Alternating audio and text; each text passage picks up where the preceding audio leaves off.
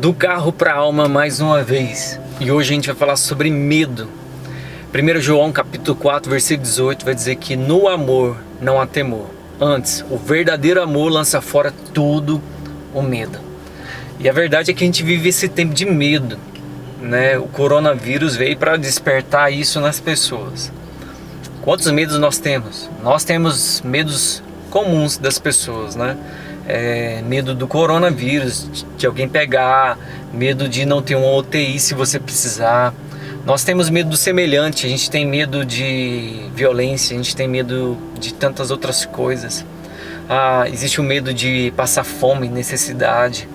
A verdade é que a gente pode aqui fazer uma lista de medos que nós temos. E uma pessoa que não reconhece que tem medo, então ela tem medo de reconhecer que tem medo. E a verdade é que o medo é um instinto que nós temos até de preservação. Até de certo modo o medo faz bem, né? Quem tem medo de morrer de acidente, ele dirige mais cauteloso. Então o medo serve também para nos proteger. Mas o problema, como a gente falou sobre ansiedade e também sobre tristeza, é o excesso do poder do medo nas nossas vidas. E a gente vai acumulando esses medinhos até que ele se torna um monstro que vai dominando a nossa vida e as nossas vistas. Quem já foi assaltado não pode ver mais uma pessoa de longe que já acha que vai sofrer um assalto, porque o medo traz traumas. Existem pessoas que passaram alguns traumas, algumas dificuldades e o medo ainda está lá. E a verdade é que em Deus, somente em Deus, no perfeito amor, Ele lança fora todo medo. E como que a gente vence o medo numa sociedade que faz questão de gerar medo em nós? Cara, isso é muito difícil.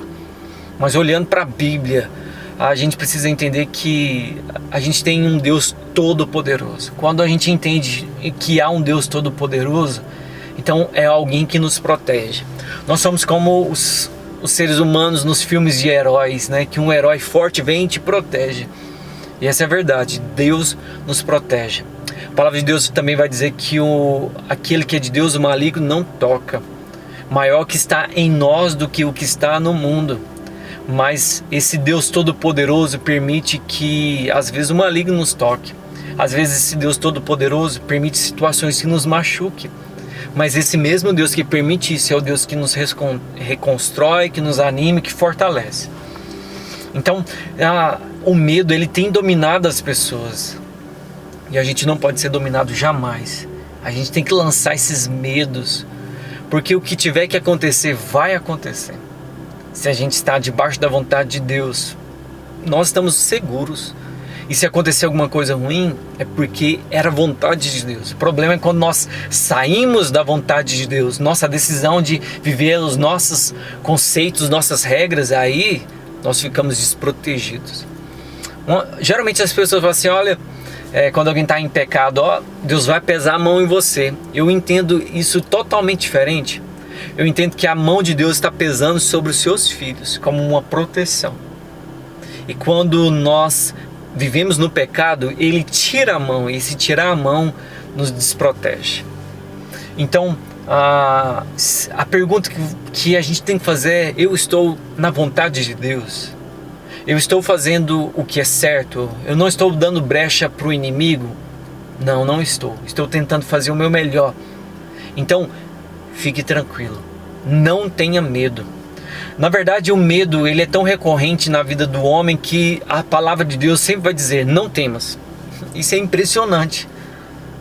Porque uma pessoa que é sincera, ela reconhece os temores. Eu falo de novo, eu tenho dificuldade de falar para pessoas, eu não tenho medo de nada, mas às vezes tenho medo de uma barata. Eu não tenho medo do coronavírus, mas tenho medo de alguém falar mal dela. Nós temos temores, nós precisamos reconhecer os nossos temores. E o próprio Deus, Ele sabe disso. Tanto que quando Deus olha para Josué, a primeira coisa que Deus fala assim, Josué, não temas, eu sou contigo. E Deus não fala isso só uma vez, Ele continua falando, Josué, não temas, eu estou com você. Peraí, mas Josué nem falou, mas Deus olhava. E Deus sabe que o ser humano é cheio de temores. O pecado fez isso na gente. Antes havia essa liberdade, mas quando Adão e Eva pecaram, nos lançaram diante das situações que a gente tem medo. Adão e Eva tiveram medo de Deus. É o que o pecado faz. Gera esses temores. Mas Deus olha pra gente e fala assim: meu filho, não temas. Eu não te deixarei, jamais te abandonarei. A Bíblia sempre vai dizer: Moisés, não temas, eu estou com você. Por onde quer que vocês andarem, eu estou com vocês. Esse Deus que sempre está falando não temas, Ele continua falando não temas, não tenha medo. Inclusive o próprio Jesus vai dizer: não tenha medo dos homens, mas tenha medo de Deus. O próprio Jesus fala assim: ó, se você tiver medo, tenha medo de Deus, porque Ele pode te lançar no inferno. Cara, isso é fortíssimo. O temor a Deus está ligado também ao medo. Eu sei que as pessoas falam assim: não tem que ter medo de Deus. É lógico, a gente não tem medo, mas você precisa entender que Deus pode fazer todas as coisas. Se Deus é por nós, quem será contra nós? Mas e quando Deus se torna o nosso inimigo? Aí a gente tem que ter medo. Quando nós somos inimigos de Deus, Tiago vai dizer isso. Se vocês amam o mundo, vocês vão se tornar amigo do mundo e inimigo de Deus. Então, não tenha medo de coisas, de situações. E é difícil. Nós temos medos, temores. Mas pense bem, fala assim: sabe qual é o meu maior medo? É de desagradar a Deus. Sabe qual é o meu maior medo? É de fazer a coisa errada e Deus se tornar o meu inimigo.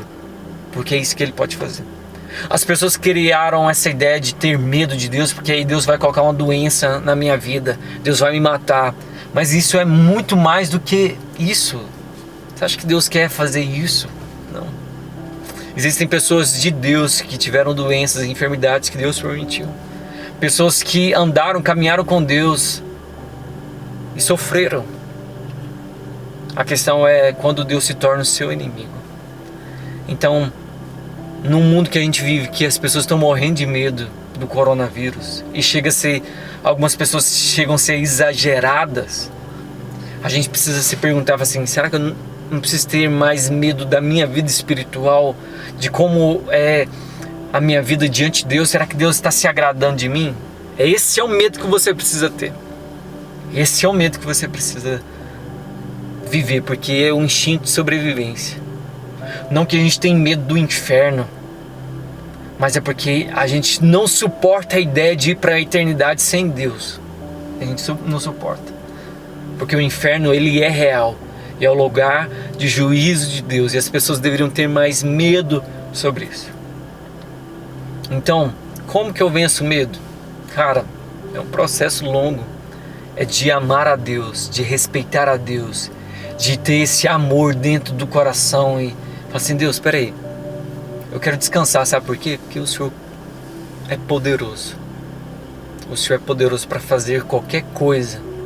E eu quero jogar todos os meus temores em Ti, os meus medos. Só para a gente finalizar, para o vídeo não ficar longo. Eu gosto muito da história de Elias, principalmente das suas crises, porque isso me mostra que ele é um ser humano como a gente. E Elias, depois de uma grande vitória, ele sente medo por causa de uma ameaça de uma mulher.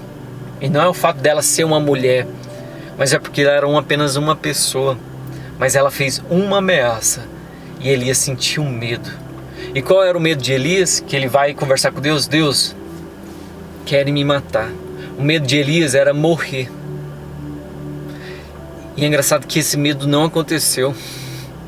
Elias é um dos poucos homens, com exceção dele e de mais um, que não experimentaram a morte. O medo de Elias não se tornou real, assim como muitos dos nossos medos não se tornam reais. É só um produto da nossa imaginação.